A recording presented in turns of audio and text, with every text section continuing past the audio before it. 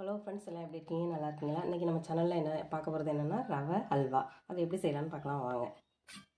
Cup நம்ம ரவை எடுத்துக்கலாம். வறுத்த ரவை, வறுக்காத ரவை எதாக இருந்தாலும் எடுத்துக்கலாம். அதை ஒரு பவுலுக்கு நம்ம மாற்றிக்குவோம்.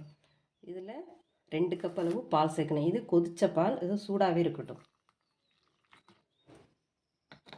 இது 2வது கப்பு. நல்லா கிளறி விட்டுருங்க. நல்லா கிளறி விட்டு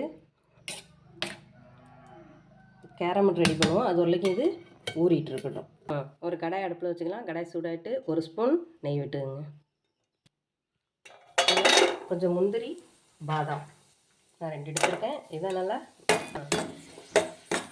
இப்போ முந்திரி நல்லா வறுபட்டுட்டு இதை வேறு பிளேட்டுக்கு மாற்றிக்குவோம். இல்லை இன்னும் 1 ஸ்பூன் அதே கடாயில் நெய் விட்டுக்குங்க. 1 கப் ரவை எடுத்த கப்பால் 1 கப் ஜீனி.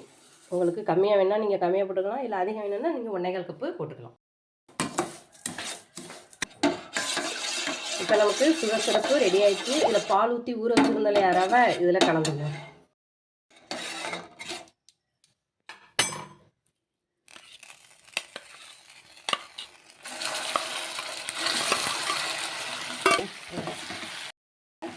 கிளறி விடுங்க.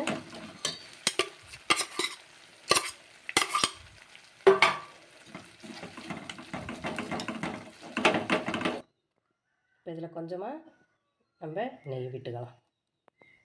நெய் விட்டு நல்லா கலந்துங்க. இதில் ஏலக்காய், இப்போ வறுத்து வச்சுருக்க முந்திரி, நம்ம இதுக்கு வந்து கலர் எதுவும் போடல. இந்த சுகர் சிரப்பு கலர் தான் இது.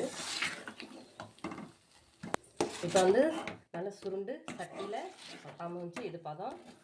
இதை நம்ம இப்போ இறக்கலாம். சூப்பரான நமக்கு ரவா அல்வா ரெடி ஆகிட்டு ஒரு பிளேட்டுக்கு மாற்றிக்கலாம்.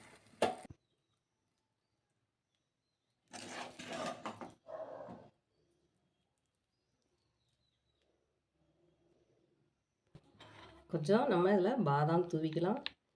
இந்த வீடியோ உங்களுக்கு பிடிச்சிருந்தால் லைக் பண்ணுங்கள், ஷேர் பண்ணுங்கள், கமெண்ட் பண்ணுங்கள். இன்னொரு வீடியோவில் சந்திப்போம். தேங்க்ஸ் ஃபார் வாட்சிங்.